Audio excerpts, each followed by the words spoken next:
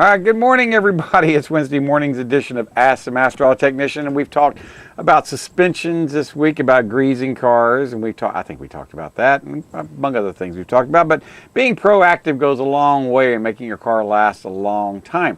We talked about Monday about 8-year car loans. I had no idea car loans were 8 years. I still didn't really tell you. Just kind of, wow, 8 years for a car loan. Still, at the end of 8 years, you want to have something you want to at least have something that's worth something. I've seen too many cars that don't get anything done to them into 8 years. It's not even worth taking to the salvage yard. You'd be surprised, this is 2018, you'd be surprised how many 2012 cars are in the salvage yard by now. I know that's only 6 years old, but we see them every day. They come in, the engine blows up, transmission fails, wheel falls off. I saw a 2012 Chevy truck down the other day on the side of the road on Martin Luther King Boulevard, with the wheel head ball joint. It's separated. We talked about ball joints yesterday, how this lower ball joint can be bad, causing it to actually pop out of socket like a hip socket. And next thing you know, you have no control whatsoever. And that's because, they wear out. You can't grease ball joints like you used to be able to. I know, it's hard to believe you can't do it because, well, it contributes to groundwater pollution. That's what it was. By them having grease fittings in there, when people got their cars greased, the extra grease that would be pumped into the ball joints would fall off going on the highway and pollute. The runoff would pollute our groundwater. They were doing it for trying to solve pollution. The problem is the amount of energy and the amount of pollution that's made to produce this ball joint. I think Mark Sarlo said it's about 5 times the amount of pollution and the amount of energy, just because they get a green credit from the government. Some lobbyists decided that's the way to do it. Let's get a green credit for doing nothing. It's kind of like getting paid to grow something on your farm and not growing it. I guess that's what it is. I know the government does strange things. There's a perfect example right there of getting paid to not to do something. Boy, I wish I could get away with that. But anyway, that's one of the things we're talking about. That's what causes front ends to wear out, but being proactive. Brakes are something that I guess I get questions about every day, from noise to pulling to brake lights on the dash, to brake lights out the tail, in the back don't work, or the brake light on the dash where the brake light is on all the time, like the emergency brake's on, but the emergency brake's not on. We see that all the time. And people sometimes I don't know what's wrong with my car. Well, it could be the emergency brake switch down there is faulty. It's entirely possible. It got stuck. You might be able to take it off and on, apply it a couple of times by hand if it's a hand operator, or by foot. And if that doesn't work, look underneath the dash, look at the button, or look down in the center console area and see if you see the little button that the brake handle or arm goes against to make it go out. It could be knocked off. It could be bent. That could be what's wrong with it. It does happen.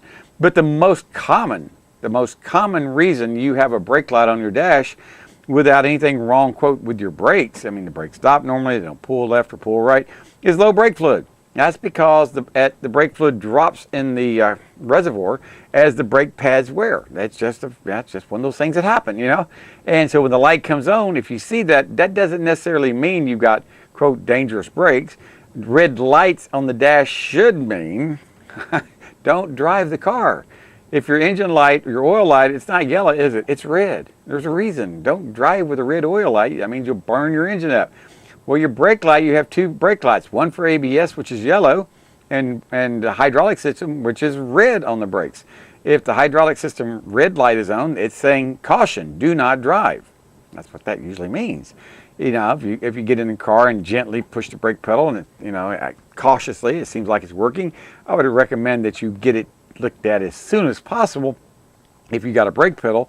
And get it looked at, because it could just mean you're low on fluid, something very, very minor. And to verify if that's the problem, if it's low on fluid, you can go to the open the hood, look where the master cylinder is, brake master cylinder, and a lot of times there's 2 little wires going to them. Unplug those 2 little wires. If the light goes out, that's your problem. You may not even be low on fluid. I've seen that switch get stuck. Yeah, All I have to do is plug it in real quick, smack it a couple times with my hand, the float pops back up, it runs like it works like it's supposed to. May not be anything really wrong with it, but that's one of the things that make the red light come on your dash on brakes. The yellow light comes on if you see ABS light comes on, or even an ABS red light. What that means is your ABS is not working. Now, most ABS lights are yellow. If it doesn't work, you get a yellow ABS light. That means the anti-lock brake lights don't work. The anti-lock brakes don't work. You can slam on the brakes and those wheels are going to lock right up just like they did on your 1965 Chevrolet. I mean, they're going to lock up and you're going to ride on little balls. There's not going to be that automatic braking of releasing and applying the brake to make the car stop like it's supposed to a lot quicker. And it's more dangerous for the wheels to lock up than it is to pump them real quick. Not you pumping it, but the anti-lock brakes doing it. They can do it 60 times per second. You can't do it that fast. No one can. That's why we have equipment that does it. But that works really, really well. But that's one of the things that make brake lights come on. And the other, I'm kind of talking about lights here, preventive maintenance, is the airbag light. Most of them are red. They don't want you driving a car with an airbag light on, because what does that mean when the airbag light is on? Does that mean that airbag is going to deploy on you and kill you when you're sitting at a red light or going down the highway and scare you half to death? No, that means it's not going to work. Just like when your analog ABS light comes on, it means your analog brakes don't work. Well, with the airbag light's on, it means your airbag will not work in case of a collision. That's what that means. I have cars that come in all the time, and I tell them, your airbag light's on. Yep, I know about it. You know what's wrong with it? Yep, I know about it. Okay, no problem whatsoever, just as long as you're aware of it. Then I have some people that come in that have no idea they have an airbag light on. They go, what airbag light? The one that says SRS. Oh, is that an airbag light? Yep, that's an airbag light. What's SRS stand for? Supplemental Restraint System. Oh, okay, no problem. And that means, like it says, supplemental restraint system. That means it must be used in conjunction with your seat belt and chest harness. Failure to have that seat belt on, all bets are off. You can get yourself hurt really, really easily, because you will, as the airbag goes off at 300 miles an hour, and as you're hitting something or a collision or whatever, you're moving towards the airbag at the same. So now you've got two collisions happening. You got you running into the airbag as it's coming off at the same time. And well, we know on head-on collisions, when you put those two together, you add them together. If you got something coming out at 300 miles an hour and something going at 55 miles an hour or whatever, that's 355 miles an hour worth of damage. Well, it's hard enough as it's coming out at 300 miles per hour. That's why people get black eyes, and because it's coming out so fast and so strong. But if you're going towards it, it may not get where it's centered correctly, and you may get killed. Yes, you can get killed.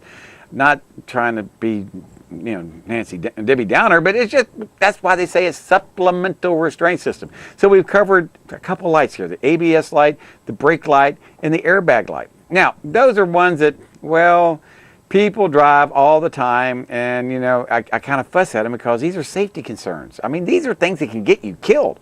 I mean, your brakes don't work. Yep, that's not good. If you've got a red light on because your hydraulics are not working right and you're only stopping on two wheels, not safe. Or your supplemental restraint system, you get in a wreck, and like we were talking about, say you're doing 30 miles an hour and you have a head-on collision with someone who's doing 30 miles an hour. Now, that's a 60 mile an hour, that's equivalent to hitting a wall at 60 miles an hour. That's deadly. So my advice is, if you have an airbag that doesn't work, get it fixed. At least let people know, at least you know what you got. At least if you don't have an airbag that's working, wear your seatbelt. So that's a safety concern. We talked about brakes, we talked about the airbag, and what was the other one we talked about? Brakes, airbag, ABS light. Yes, the yellow ABS light. If that light is on, you're not stopping as safely as you could in a panic situation or in a wet situation. Like Florida ice. Florida ice is when it rains. Here in Florida, all the oils come to the surface, and there are little spring showers. Next thing we know, you're riding around on a 1/4 inch of oil out there, and you touch your brakes, and you're doing, it's not somersaults, but you're doing spin arounds. Not a good thing to experience on an early Saturday morning on a trip. if you're going out of town. So those three things need to be brought attention to. Make sure your airbags work, make sure your anti-lock brakes work, and make sure your brakes work. And make sure that oil light is not on. If you see a red oil light coming on, you need to get it checked out. That means either A, you have low oil pressure, or B, you got a bad sending unit. And normally if you got a bad sending unit, you got an oil leak. So if you got a light that's flickering on at red lights, now this isn't every time. There's some exceptions out there, lots of exceptions. But if you see an airbag, if you see the oil light flickering, get it looked at. It might just be a bad sending unit, and that may be all it takes care of it. And that might be what that oil leak is that's on your driveway that's been pestering you for the last 2 years.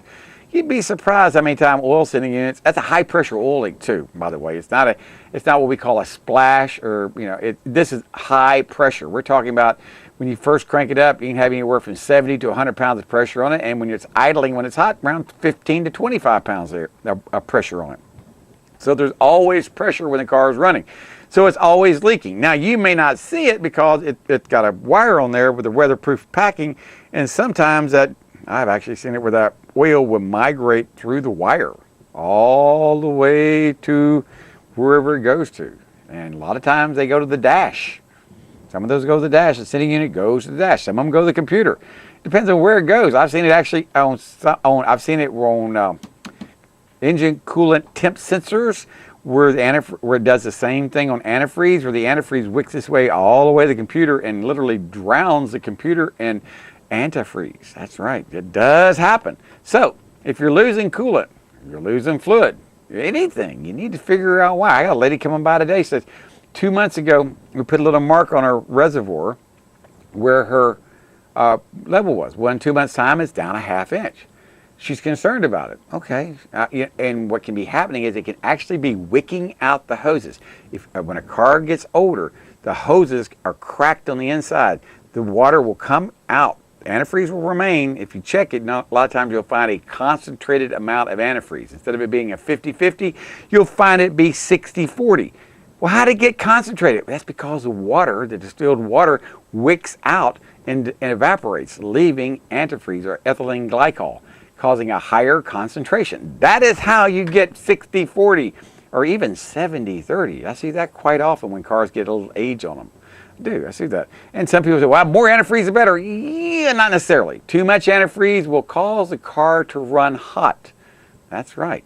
It will cause antifreeze by itself is a terrible conductor of heat. It's terrible. It does a terrible job. It does.